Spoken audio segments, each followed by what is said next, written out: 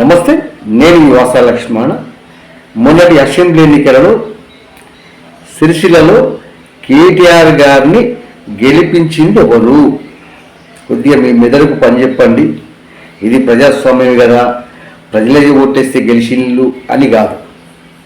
ప్రజలే ఓటేస్తే గెలిచిళ్ళు, ప్రజలు ఓట్లేసేలా చేసింది ఎవరు, ప్రజల్ని కన్ఫ్యూజ్ చేసింది ఎవరు, ఓటు చీల్చింది ఎవరు, కేటీఆర్ గెలుపు కారణం ఎవరు? ఇది ఆలోచించండి. ఎందుకంటే మిట్లారా, మేము దాదాపుగా అక్కడ పద్మశాలి ఓటు అధికంగా ఉన్నది, ఖచ్చితంగా ఈసారి కేటీఆర్ ఓడిపోవాల్సిందని చెప్పి 3 సంవత్సరాలు ఏకదాటిగా పనిచేసినాం. కేటీఆర్ గారికి సర్వేలు వెళ్ళిపోయినాయి, ఎన్నికలకు ముందు సర్వేలు వెళ్ళిపోయినాయి. ఇక సిరిసిల్లలో కేటీఆర్ గెలిచే అవకాశం లేదని చెప్పి సర్వేలు నక్కిగా ఎప్పేసినాయి.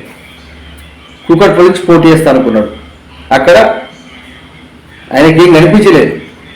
మళ్ళీ సిరిసిల్లకే అనుకున్నాడు. అనుకున్న తర్వాత ఏం చేసింది కేటీఆర్? ఎవరు కేటీఆర్కి సపోర్ట్ చేశారు? కొద్దిగా మీ మెదడు పని చెప్పండి అబ్బా, దీని విషయంపై కొద్దిగా మాట్లాడుకుందాం.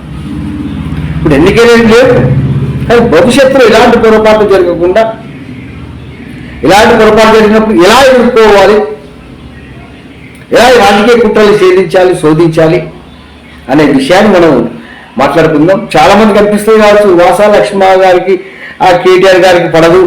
నాకెందుకు పడదండి? కేటీఆర్కి నాకేమన్నా పగన, శత్రువు నాకేమన్నా? కేటీఆర్ గారు మంచి పని చేసి మంచిగా చెప్పినాం. ఆయన ఎప్పుడైనా మంచి చేసినప్పుడు దేశం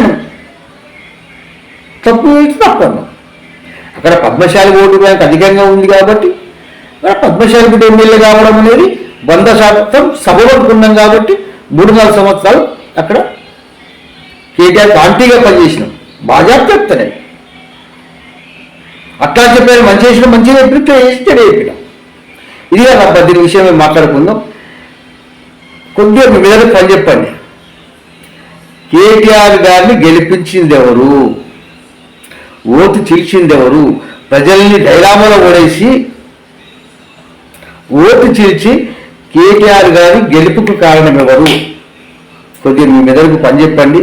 కొద్దిగా మీరు కూడా మీ అమూల్యమైన అభిప్రాయం తెలియజేయండి. దీని విషయం మీద స్పష్టంగా మాట్లాడుకుందాం. ఫాలో అవుతుండండి. ప్రతి ఒక్కరు కూడా మన ఛానల్ సబ్స్క్రైబ్ చేయడం పెట్టారా. వాసా లక్ష్మణ ఏదో సంచలనమైన విషయాలు చెప్పడము, ఏదో వైరల్ చేయడం అట్లా అన్నాడు. వాసా లక్ష్మణ చెప్పే ప్రతి మాట వాస్తవమే ఉంటుంది మిట్లారా. అందరు కూడా ఫాలో అవుతుండండి. కొద్దిగా మీ అభిప్రాయం తెలియజేయండి మిట్లారా. నమస్తే. అట్లాగే పద్మశాలి జిఎస్టీను ప్రతి పద్మశాలి మిత్రులు ఖచ్చితంగా సబ్స్క్రైబ్ చేయండి. ఇది మన ఆత్మగౌరవం. జై పద్మశాలి.